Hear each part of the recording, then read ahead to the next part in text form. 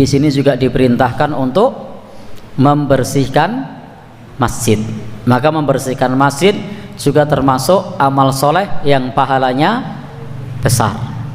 Maka bersyukurlah Bapak Ibu yang menjadi marbot masjid, yang tiap hari bertugas membersihkan masjid, karena itu termasuk amal soleh yang pahalanya besar. Kemudian apa lagi? Dianjurkan watu toyab, untuk memberikan wangian. Jadi hendaknya masjid dibersihkan dan juga dikasih wangian. Untuk dibersihkan dari kotoran, dari najis.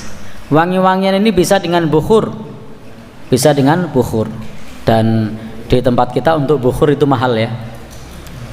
Jadi bukhur itu menggunakan semacam kayu atau apa istilahnya, bukan kayu sebenarnya, yang kemudian dibakar. Tapi bukan kemenyan ya, karena kalau kemenyan itu identik dengan klenik.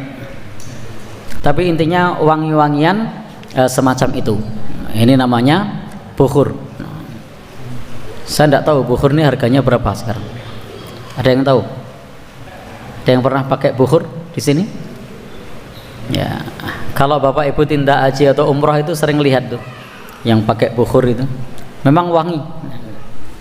Ya, sayangnya harganya mahal. Ada yang pakai bukhur, Pak Ferry? Boten? Oh, boten. Pak dosen? Boten, Pak. Baik. Jadi termasuk yang dianjurkan itu adalah wangi-wangian di masjid dengan bukhur. Bukhur di sini bukan seperti yang biasa dipakai di dalam acara orang meninggal di tempat kita. Itu bukan bukhur, itu bikin nyelgrak malah. Jadi bukhur itu wangi. Kalau yang biasa dipakai oleh masyarakat adat lokal di tempat kita, itu bukan bukhur, bukan bikin wangi, tapi malah bikin pripun, Pak? Ya, puyeng. Baik. Nyun ngapunten ini tokoh adat ini. Ya, saya ngomong apa adanya. Saya pun kalau di dekat itu saya minggir. Ya, saya milih minggir karena apa? Itu bukan wangi, tapi malah nyelegerak. Mungkin Pak dosen belum tahu Pak ya. Di sini lihat yang seperti itu. Belum pernah lihat. Di sini ada enggak Pak? Pakai juga? Oh, kadang-kadang pakai ya. Baik. Kalau pakai bukhur itu wangi. Kalau biasanya itu bukan bukhur, tapi entah dikasih apa tuh sama anak-anak muda. Nah, biasanya dikasih apa itu? Ada yang anak-anak muda dikasih apa Mas? Biasanya itu. Ya. Enggak tahu gitu. Ya. Nah, kalau bukhur itu wangi. Kalau bukhur itu wangi. Bisa pakai kayu gaharu misalnya. Atau pakai yang lainnya. Jadi prinsipnya wangi-wangian dengan bebakaran itu dibolehkan, tidak dilarang. Adapun yang biasa dibakar oleh orang-orang yang ada di pemakaman itu tujuannya bukan wangi-wangian. Tetapi kalau wangi-wangian itu tidak dilarang. Sehingga ketika ada seseorang melakukan bakar-bakaran di masjid dalam rangka untuk memberi wangi-wangian, tentu yang tujuannya untuk wangi-wangian, bukan yang itu klenik. Kalau yang klenik itu dilarang. Kalau yang klenik itu dilarang. Dan memang harganya juga berbeda. Nah, jadi monggo di sini Nabi perintahkan untuk membersihkan masjid dan memberi wangi-wangian masjid. Bisa dengan bebakaran tadi, atau bisa dengan parfum, atau bisa dengan minyak wangi, atau yang semisal dengan itu. Dan ini menunjukkan bahwasanya membersihkan dan memberikan wangi-wangian di masjid itu dianjurkan. Dan pakailah wewangian yang wangian tersebut pada umumnya disukai oleh orang banyak. Kalau wangian yang aromanya orang banyak tidak suka, malah tidak dianjurkan. Yang disukai biasanya aroma apa? Kopi. Banyak yang suka ya kalau kopi. Ya, banyak yang suka kopi. Apalagi malaikat subuh. Suka apa tidak? Suka. Kasturi. Suka. Yang biasanya tidak suka apa? Baik. Jadi pakailah wangian yang membuat orang betah atau kerasan di masjid.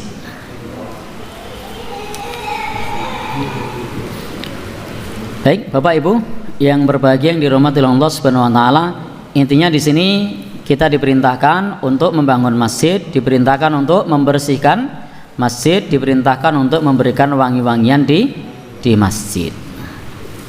Dan diperintahkan untuk membangun di masjid ini di situ ada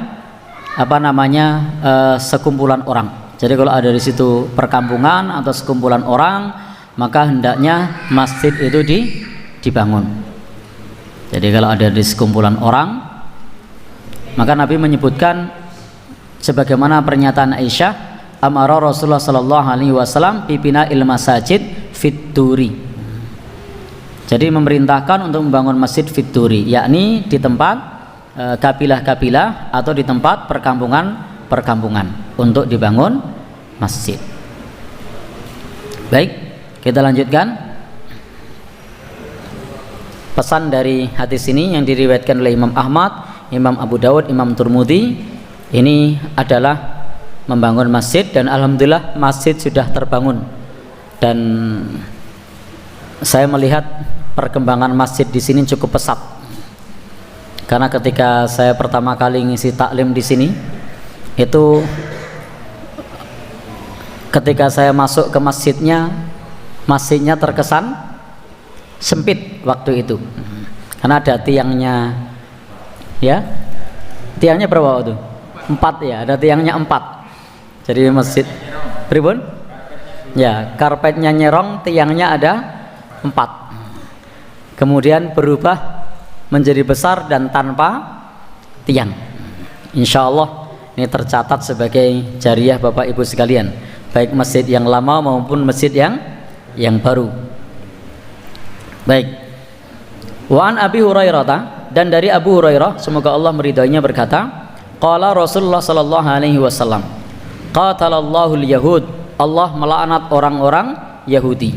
Allah melaknat orang Yahudi, ittakhadhu qubur anbiya'ihim, menjadikan kubur para nabi-nabi mereka masjid sebagai tempat sujud. Wa zada Muslimun, dan dalam riwayat Imam Muslim itu ada tambahan wan nasara, dan orang-orang Nasrani. Maka dalam hadis ini menunjukkan bahwasanya la'ana, mana qatalallah di sini maknanya adalah la'ana. Allah Subhanahu wa taala melaknat orang-orang Yahudi yang mereka menjadikan kubur para nabi-nabi mereka sebagai masjid-masjid atau tempat sujud.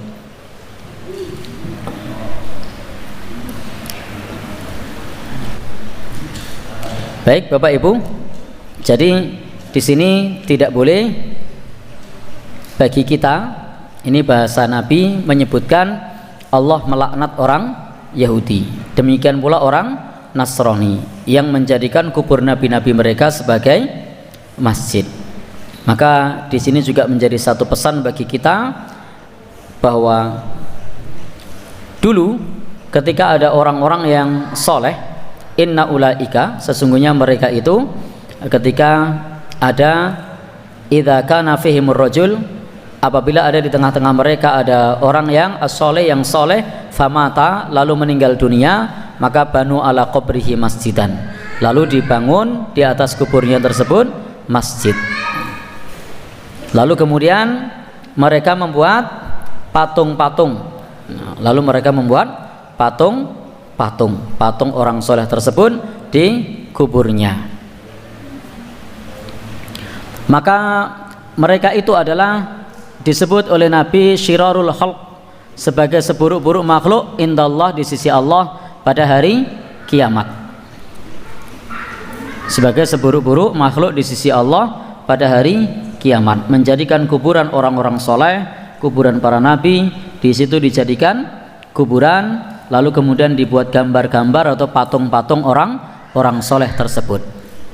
Sehingga di sini menjelaskan kepada kita larangan mengkultuskan orang-orang soleh, termasuk larangan membuat patung-patung atau gambar-gambar orang soleh.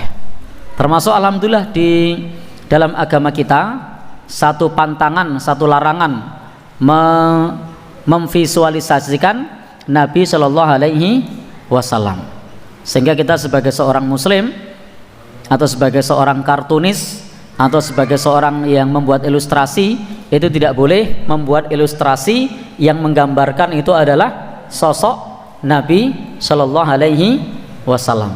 Paling banter di situ ditulis dengan huruf Arab Muhammad, tidak boleh digambar, tidak boleh dibuat patungnya. Dan memang itu dilarang di dalam agama kita, termasuk menjadikan kubur para nabi menjadi masjid-masjid. Ini juga dilarang, tidak boleh. Kemudian di dalam riwayat Imam Muslim itu juga ada penjelasan yang lain. La tajlisu alal kubur, janganlah duduk di atas kuburan. Wala tusallu ilaiha, dan jangan sholat menghadap kubur. Wala alaiha, dan jangan pula sholat di atas kuburan.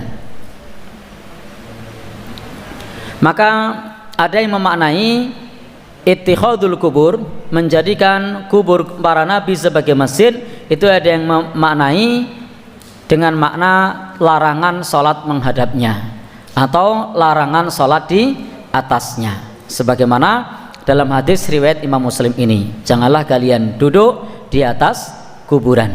Sehingga Bapak Ibu ketika kita takziah lalu kemudian mengantarkan jenazah ke pemakaman, maka perlu kita perhatikan ada larangan Nabi di situ. Apa larangannya? Duduk di atas kuburan.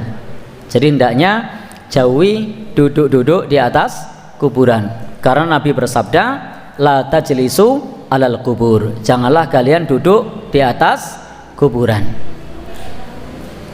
Maka usahakan kuburan itu tidak ada yang kita duduki, usahakan tidak kita injak, usahakan tidak menginjak dan tidak menduduki kuburan. Demikian pula wala tusallu ilaiha, dan janganlah sholat menghadap ke arah kuburan. Semaksimal mungkin usahakan tidak sholat menghadap ke arah kuburan, atau tidak membangun masjid yang masjid tersebut menghadap ke arah kuburan. Kalau ternyata depannya ada kuburan, maka usahakan ada pembatas antara kuburan dengan masjid.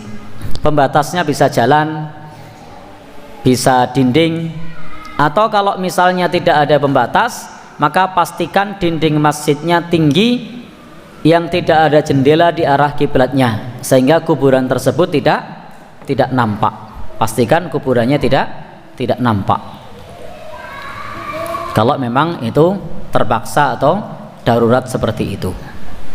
Wala alaiha, dan tidak boleh pula sholat di atas kuburan.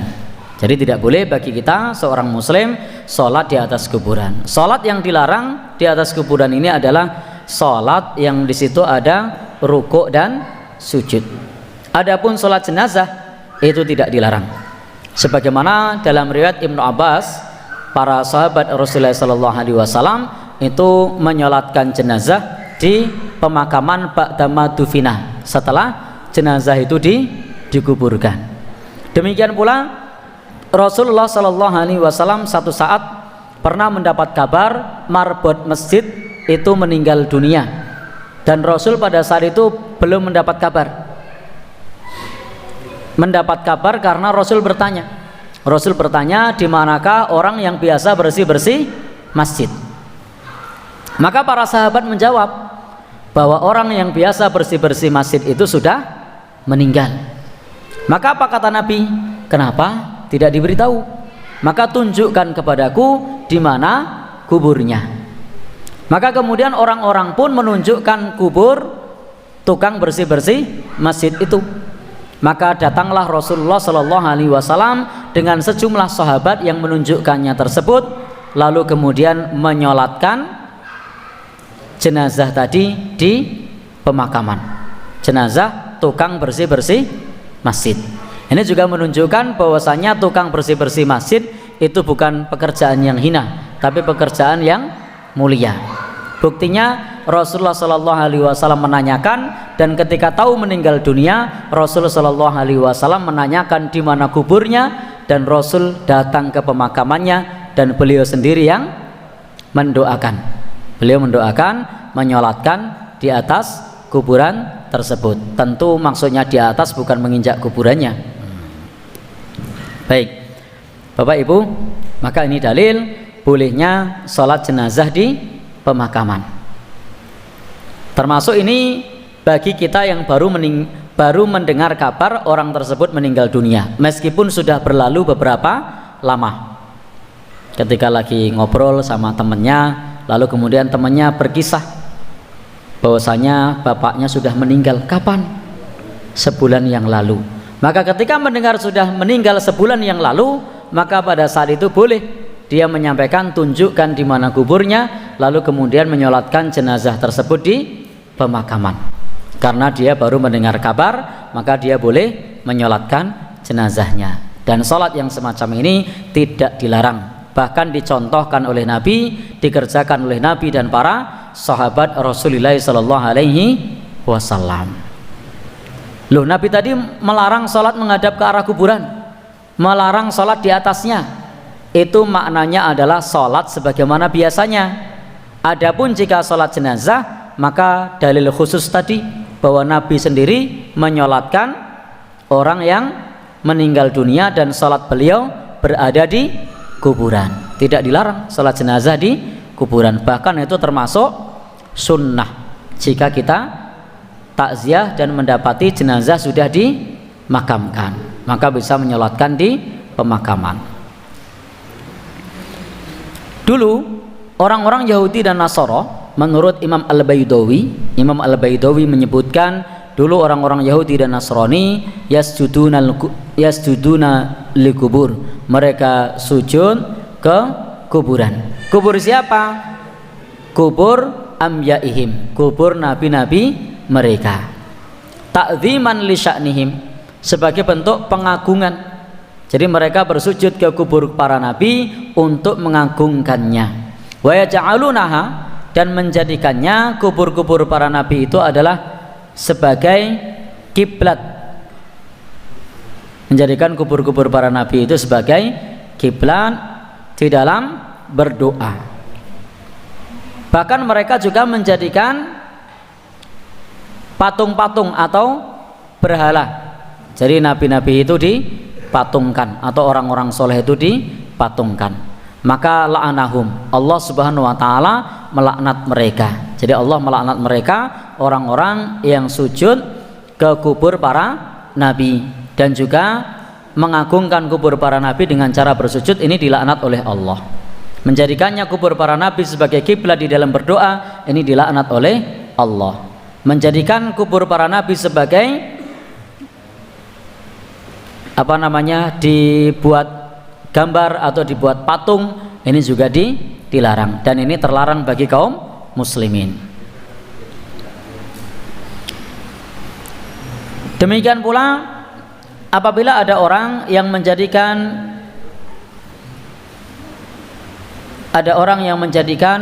kuburan-kuburan tersebut sebagai bentuk untuk ngalap berkah, maka ini tidak dibolehkan.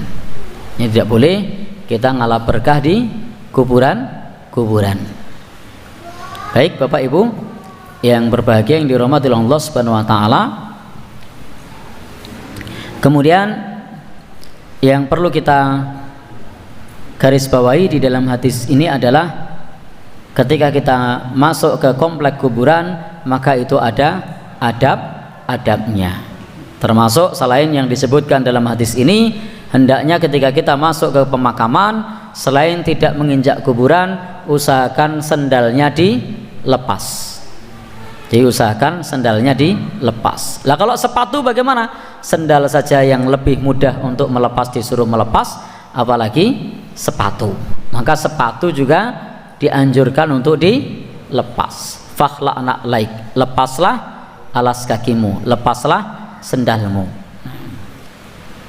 Dan banyak orang yang belum tahu, tahu, sehingga ketika masuk ke komplek pemakaman sendalnya atau sepatunya masih dipakai. Sudah banyak yang tahu atau banyak yang belum tahu? Ya? Banyak yang tahu? Oh nggih. Tapi kok saya sering lihat masih pada pakai ya? Ya. Tapi sudah banyak yang tahu ya. Baik. Bahkan beberapa saat yang lalu saya takziah di kota, itu ternyata yang ke pemakaman pada pakai sepatu, sepatunya dipakai. Ya, sepatunya dipakai. Pernah juga mendatangi takziah, dan ini termasuk salah satu dari aparatur negara, itu sepatunya dipakai semua. Tidak ada yang dicopot itu. Kok begini? Dan mestinya dalam situasi seperti itu kita bisa menyampaikan, bisa amar ma'ruf, Pak tolong sepatunya dilepas. Ini aku ya meneng wae. Ya, harusnya kan menyampaikan toh. Kalau sunnah melepas sepatu, dilarang Nabi untuk memakai sendal atau sepatu. Tapi kok ya aku meneng wae gitu loh. Ya, oh gitu. Baik. Kira-kira kalau Mas Sugeng gimana Mas?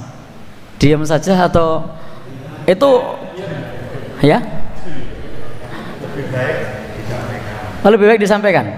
Oh ya, berarti besok ngajak Pak Sumati. Ya, baik. Ya, ini yang berpotensi seperti itu Pak Panot ini. Kan banyak teman-temannya yang biasanya kalau teman-teman di kesatuan sepatunya dilepas mboten Pak? Kalau di kuburan kalau ada anggota meninggal kan pacarnya itu. Nggih. Pakai semua. Baik. Oh gitu, lengkap nggih, pakai semua ya. Baik, ya mudah-mudahan suatu saat banyak yang ngaji sehingga sepatunya dilepas. Pripun Pak? Iya. Ternyata dipakai semua, malah lengkap Pak ya. Iya, atribut komplit. Upacara militer biasanya. Oh gitu. Oh iya. Baik. Insya Allah suatu saat kalau sudah pada ngaji semua lah, itu bisa dilepas. Mungkin belum tahu. Banyak yang sudah tahu atau belum tahu Pak? Banyak sudah tahu, tapi tidak dilepas. Oh gitu. Baik. Baik. Oh gitu. Baik. Kita lanjutkan nggih. Jadi intinya tidak ada hukum bagi orang yang tidak tahu. Jadi tidak ada hukum bagi orang yang tidak tahu. Karena Allah Subhanahu wa taala itu memaafkan anil khata' wan nisyan wa mastuqriu alaih. Allah memaafkan orang yang tidak sengaja, orang yang lupa, atau orang yang dalam posisi dipaksa. Itu dimaafkan. Maka kalau ada orang terjatuh dalam kesalahan karena tidak sengaja, atau karena tidak tahu, atau karena lupa, atau karena dipaksa, maka itu termasuk perkara yang dimaafkan. Baik, kita lanjutkan.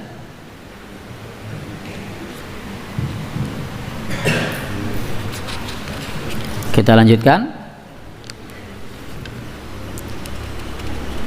Berikutnya. Baik Bapak Ibu, intinya di sini bahwa Nabi menjelaskan kepada kita untuk saddud dzari'ah. Untuk saddud dzari'ah, menyumbat segala pintu yang menjadikan kita terjatuh dalam dosa. Maka Nabi melarang kita sholat menghadap ke arah kuburan atau sholat di kuburan. Ini termasuk bentuk saddud dzari'ah. Supaya pula kita tidak menyerupai para penyembah berhala yang mereka mengagungkan tokoh-tokoh mereka. Padahal kita semua sama-sama tahu bahwasanya kita sebagai umat Islam tidak dibolehkan untuk mengkultuskan atau mengagungkan kuburan. Yang dianjurkan bagi kita apa? Takziah. Ya, kalau takziah dianjurkan. Jadi kalau takziah itu dianjurkan. Tapi kalau mengagungkan itu tidak dianjurkan. Demikian pula bagi perempuan. Untuk perempuan itu ada perhatian khusus dari Rasul sallallahu alaihi wasallam. Sebagaimana hadis dari sahabat Ibnu Abbas bahwasanya Rasulullah sallallahu alaihi wasallam melaknat perempuan yang ziarah kubur. Dalam riwayat yang lain zawaratil kubur, perempuan yang sering-sering ziarah kubur. Jadi perempuan itu ziarah kubur boleh, tidak boleh karena sering-sering. Kenapa sering-sering tidak boleh? Karena akan mengingatkan kembali kepada kesedihan-kesedihannya. Sehingga bagi perempuan sebaiknya tidak sering-sering ziarah kubur. Ora lali-lali, mah nongas nangis wae. Ya, begitu ziarah kubur kelingan meneh, nangis meneh. Wes arep lali ziarah meneh, nangis meneh. Ya, maka disinilah dilarang bagi perempuan sering-sering ziarah kubur. Termasuk perempuan itu dilarang oleh Rasulullah SAW mengantarkan ke pemakaman. Larangannya bukan haram, larangannya apa?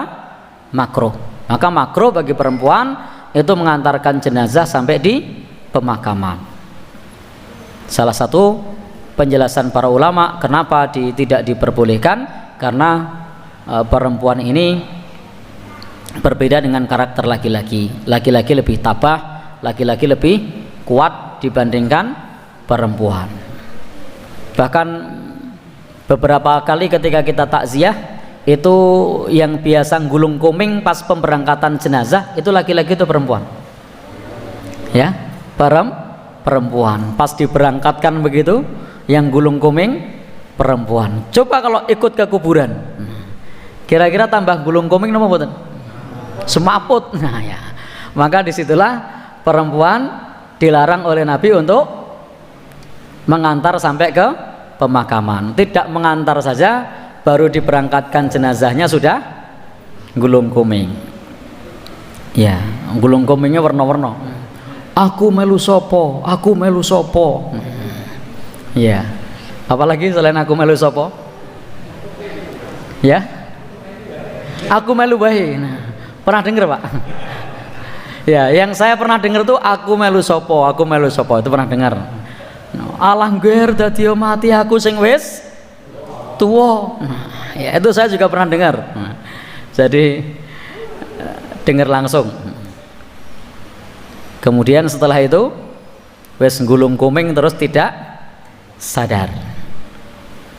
Baik, intinya di dalam agama kita sebenarnya menangis itu normal. Yang dilarang itu adalah meratap, termasuk tadi sampai mengucapkan kata-kata seperti itu tidak boleh. Mengucapkan kata-kata aku melu sopo, aku raiso urip dan seterusnya itu dilarang. Sesuk aku piye itu dilarang. Tapi kalau sekedar meneteskan air mata itu normal.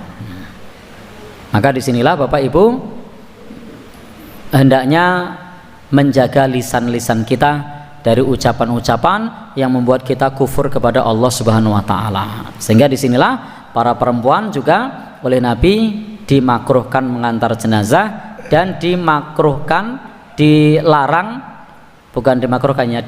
sering-sering ziarah kubur. Demikian pula menurut sahabat Ibnu Abbas yang dilaknat oleh Rasulullah adalah wal muttakhidina alaihal masajid, yang menjadikan kuburan itu masjid atau sebagai tempat sujud. Jadi tidak boleh menjadikan kuburan sebagai tempat untuk bersujud. Wasurut, demikian pula larangan memberikan di masjid itu di kuburan itu lampu-lampu. Jadi makruh memberikan penerangan di pemakaman. Maka kalau mau ngasih penerangan, maka dikasih saja jalannya, bukan pemakamannya. Misalnya ada pemakaman, ada jalan, maka yang diterangi bukan pemakamannya, yang diterangi adalah jalannya. Karena di sini dilarang oleh Nabi kita Shallallahu Alaihi Wasallam, sebagaimana riwayat sahabat Ibnu Abbas. Demikian pula riwayat ini disampaikan dari Imam Abu Dawud, Imam At-Tirmidzi, Imam An-Nasa'i dan Imam Ibnu Majah dari sahabat Ibnu Abbas bahwasanya hendaknya tidak memberikan penerangan pada pemakaman, tapi silahkan saja kalau menerangi jalannya. Jadi kalau ada pemakaman di situ di pinggir jalan, tidak apa-apa, di betengnya itu ada lampu penerangan, tapi penerangannya ke arah jalan, bukan ke arah pemakaman. Biasanya penerangannya ke arah jalan apa pemakaman? Ke arah jalan ya, berarti tidak melanggar dalam hadis ini. Tapi kalau yang diterangi itu kuburannya, maka ini tidak sejalan dengan hadis ini. Baik, sehingga sebaiknya kalau ada pemakaman itu tidak dikasih lampu penerangan, kecuali di situ ada jalan, maka silahkan menerangi jalannya, bukan menerangi pemakamannya. Baik Bapak Ibu, dan dalam hadis Nabi Shallallahu Alaihi Wasallam ini juga disebutkan bahwa Nabi Shallallahu Alaihi Wasallam bersabda sebagaimana dari Aisyah, kanu idza mata fihimur rajulus sholih, dulu mereka jika mati di antara mereka orang-orang soleh atau orang yang soleh, maka banau ala qabrihi masjidan, mereka membangun di kuburnya itu tempat sujud atau masjid. Demikian pula Nabi menyebutkan ulaika syirarul khalqi, mereka itulah seburuk-buruk makhluk, karena menjadikan kubur orang soleh sebagai tempat untuk bersujud. Maka di sini juga peringatan bagi kita agar kita tidak tidak bersujud di kuburan, tidak ngalap berkah kepada kubur orang-orang yang soleh. Demikian yang bisa kita sampaikan di kesempatan ini, mudah-mudahan bermanfaat. Kalau mau ziarah kubur silahkan, itu tidak dilarang. Yang penting dalam ziarah kubur tersebut tujuannya apa? Mengingat mati, tujuannya melembutkan hati, tujuannya adalah mendoakan orang yang sudah meninggal dunia. Tetapi kalau minta doa kepada orang yang meninggal, itu tidak direkomendasikan. Demikian pula kalau minta kepada yang meninggal, itu salah kaprah, karena yang meninggal itu lebih butuh doa kita dibandingkan kita butuh kepada orang yang meninggal. Justru orang yang meninggal dunia itu amalnya sudah terputus, sudah tidak lagi bisa sholat, tidak lagi bisa amal soleh, wes ora iso bayar utang. Bisa ndak bayar utang? Ndak muni iso ngono penak. Ahli warisnya karek tengok-tengok apa? Sesuk iso bayar utang kok. Baik, sudah tidak bisa sholat, ndak bisa puasa, maka kalau punya utang puasa yang tanggung jawab siapa? Ya, kenapa? Karena sudah tidak bisa puasa lagi, sudah tidak bisa sedekah lagi, amalnya sudah terputus. Maka meminta didoakan kepada orang yang meninggal dunia itu salah kaprah, karena sesungguhnya kitalah yang bisa mendoakan orang yang meninggal dunia, bukan orang yang meninggal dunia malah dimintain doa. Kalau mau minta doa, mintalah doa kepada orang soleh yang masih hidup. Atau kalau misalnya datang ke pemakaman, silahkan mendoakan, silahkan mendoakan, itu dianjurkan. Silahkan mengucapkan salam, assalamualaikum ya alal kubur, atau salam-salam yang serupa yang diajarkan oleh Nabi kita Shallallahu Alaihi Wasallam. Bila taufik wal hidayah. Subhanak. Oh, monggo ada yang bertanya. Monggo, yang mana dulu ini? Ya. Baik, dari sebelah depan dulu nggih. Monggo.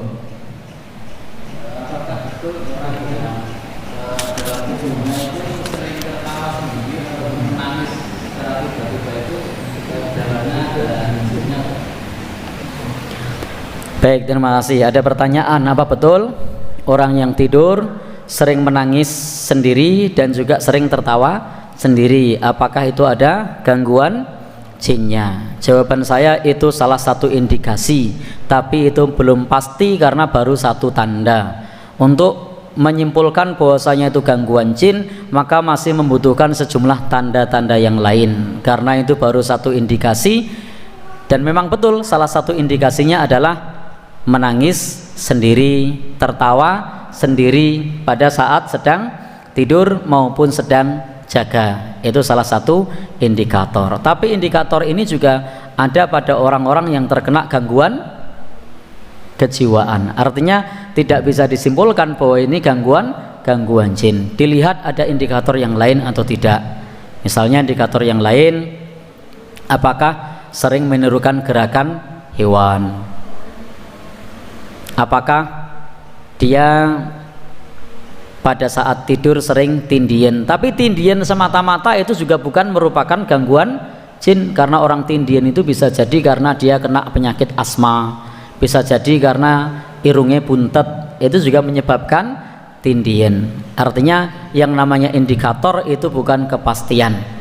Sehingga saya sarankan kalau memang ada tanda-tanda tersebut, itu bisa memperkuat zikir pagi dan petang, bisa membaca ayat-ayat ruqyah, atau bisa melakukan ruqyah mandiri, dirutinkan, dilihat nanti reaksinya seperti apa.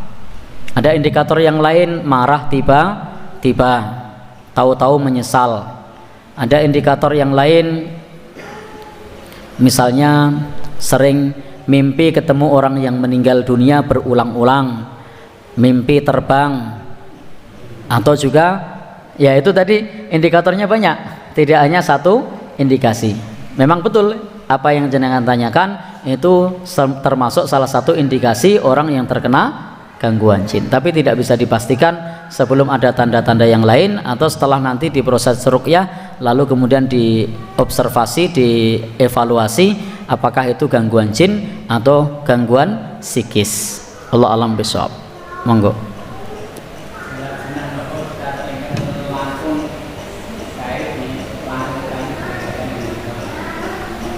Baik, sholat apa, sunnah apa yang lebih baik dikerjakan di rumah? Semua sholat sunnah selain sholat tahiyatul masjid, selain sholat syuruk, itu lebih utama dikerjakan di rumah. Maka afdalu sholatil mar'i fi baitihi illal maktubah, seutama-utamanya sholat itu di rumahnya kecuali sholat wajib. Nah, kalau tahiyatul masjid itu di masjid, bukan di rumah. Ya, tahiyatul masjid itu di masjid, atau sholat syuruk itu di masjid. Tetapi kalau untuk sholat sunnah yang lain seperti qobliyah, ba'diyah, itu utamanya di rumah. Ya, di rumah juga. Kemudian apa lagi? Sholat tahajud, qiyamul lail juga di rumah. Dan sebaik-baik sholat sunnah, seutama-utamanya sholat sunnah itu adalah qiyamul lail atau sholat tahajud. Afdhalus sholat ba'dal faridoh, seutama-utamanya sholat sesudah sholat wajib itu adalah sholat malam atau qiyamul lail. Sehingga kalau bapak ibu menghendaki sholat yang paling utama setelah sholat wajib adalah qiyamul lail, tetapi sholat ini berat kecuali bagi orang-orang berumur. Jadi kalau belum berumur berat sholat ini, apalagi usianya masih 30 ke bawah, paling abot. Gimana pak? Iya, berat. Pripun? Ya, sholat sunnah fajar di masjid boleh enggak? Boleh. Tapi kalau tanya mana yang lebih utama, di masjid atau di rumah lebih utama. Tapi di masjid boleh. Maka bagi bapak ibu, bagi yang kita ini tidak kuat godaan ketika di rumah, saya sarankan dikerjakan di masjid. Karena kalau di rumah kadang tidak kuat godaan, sehingga malah tidak mengerjakan. Maka kalau kita ada banyak kesibukan tidak bisa mengerjakan di rumah, boleh dikerjakan di masjid. Bisa jadi kita nanti saya sholat di rumah, begitu sholat di rumah tidak tahan godaan, ngantuk malah milih tidur. Apalagi selain ngantuk, begitu mau sholat ada macam-macam yang mengganggu kita, lalu kita tidak kuat godaan, maka kerjakan di masjid. Tapi tetap utamanya di rumah. Termasuk sholat ba'diyah. sudah selesai sholat isya lalu pulang mau sholat ba'diyah di rumah, itu utama. Tapi kalau tidak kuat godaan, sampai rumah ketemu putune mah gendong putune. Nah, begitu sampai di rumah ono tamu mah nemoni tamu, akhirnya tidak jadi sholat. Intinya apa? Lebih utama di rumah. Di masjid boleh. Nah, Allah alam bisawab. Yang terakhir,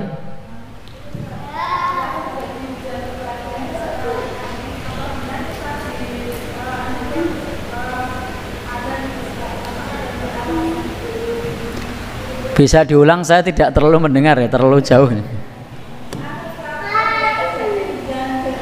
Hujan deras. Nggih.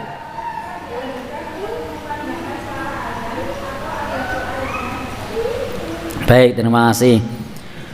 Kalau ada angin kencang disertai hujan lebat, itu kita bisa berdoa kepada Allah Subhanahu wa ta'ala. Misalnya Allahumma inni a'udzubika min syarriha wa syarri ma jabaltaha. Misalnya, ya Allah, aku berlindung dari keburukannya. Jadi intinya itu doa yang dianjurkan kepada kita agar kita bisa berlindung kepada Allah Subhanahu wa ta'ala. Atau juga doa yang lain, misalnya Allahumma la taqtulna bi ghadabika, petirnya nyamber-nyamber begitu, maka kita bisa berdoa Allahumma la taqtulna bi ghadabika, ya Allah jangan bunuh kami dengan kemurkaanmu. Atau doa yang lain, subhanallah yusabbihur ra'du wal malaikatu min khifatih, Maha suci Allah, bahwasanya petir bertasbih, demikian pula para malaikat karena takut kepada Allah Subhanahu wa ta'ala. Itu diantara doa ketika ada hujan lebat, ada petir, ada angin kencang.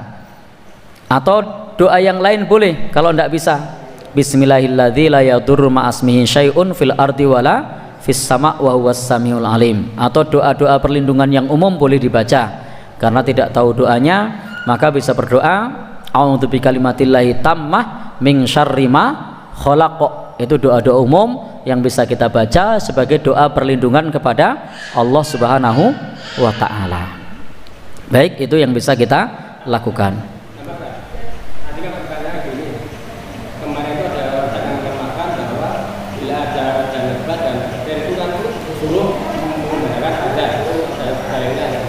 Baik, saya pribadi tidak menemukan dalil untuk mengumandangkan adzan karena adanya angin kencang. Wallahu alam, apakah ada hadis semacam itu atau tidak, tetapi saya pribadi tidak menemukan dalil yang seperti itu. Tetapi kalau dalil adzan sholat 5 waktu, ya ada.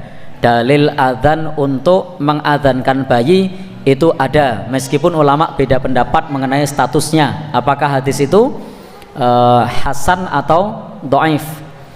Kalau dalil mengenai adzan memakamkan jenazah itu ada, tapi hadisnya isnadnya batil sebagaimana disebutkan oleh Imam Ibnul Jauzi. Adapun adzan untuk melihat penampakan, ya ada, itu hadisnya sahih, bisa kita baca. Tetapi untuk yang adanya angin kencang, wallahu alam, saya tidak menemukan. Maka dalam hal ini saya sampaikan saya tidak tahu. Jadi saya tidak tahu, saya tidak menemukan. Bisa jadi besok atau kapan menemukan kan? Tetapi saat ini saya tidak menemukan. Atau barangkali ada yang hadir di sini yang sudah mendapatkan hadisnya lebih dulu. Di sini ada banyak ustadz, ada Ustadz Sugeng, ada Ustadz Eko, ada Ustadz Mantri, ada Ustadz Ferry, ada Ustadz siapa lagi? Baik, ada yang menemukan? Pripun Ustadz Sugeng? Belum? Baik, Ustadz Eko? Oh, belum juga. Ustadz Ferry?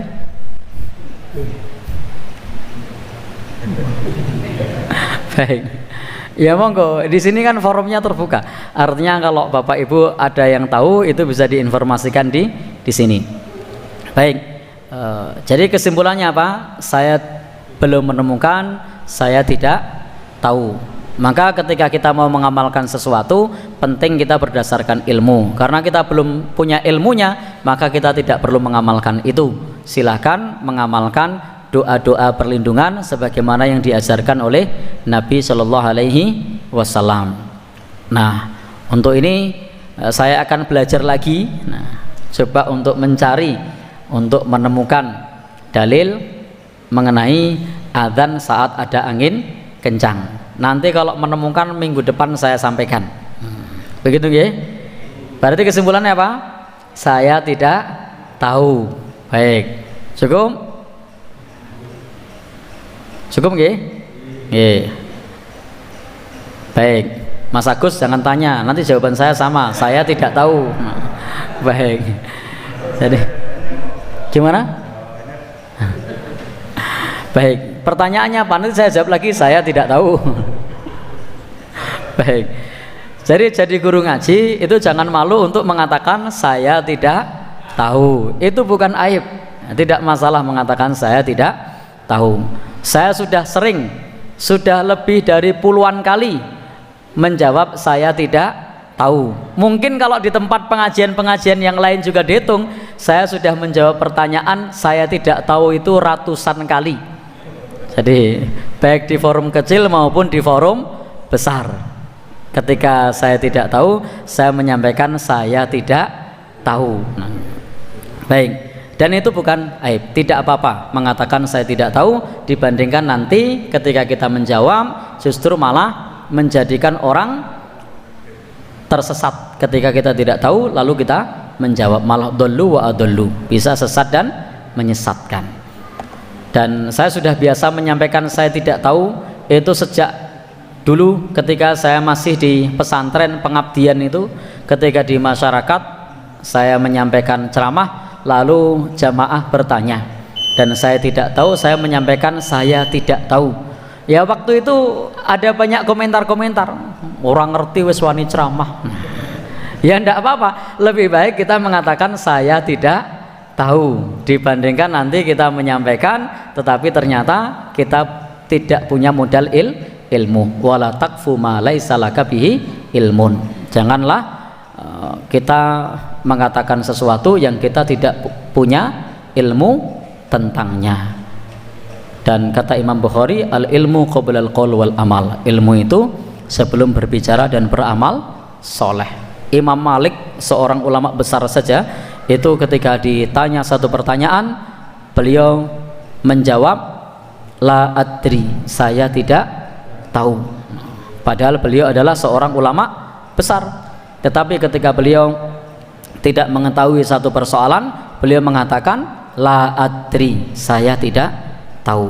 Maka Bapak Ibu, ketika kita mengajar ngaji kemudian kita tidak tahu, maka silahkan bilang saja saya tidak tahu, tidak apa-apa. Dan jangan sungkan untuk meminta pendapat kepada jamaahnya apabila ada jamaahnya yang mengetahui satu persoalan tersebut, sembari untuk diteliti kembali dan disampaikan pada pertemuan berikutnya. Subhanakallahumma bihamdika asyhadu an la ilaha illa anta astaghfiruka wa atubu ilaik. Wassalamualaikum warahmatullahi wabarakatuh.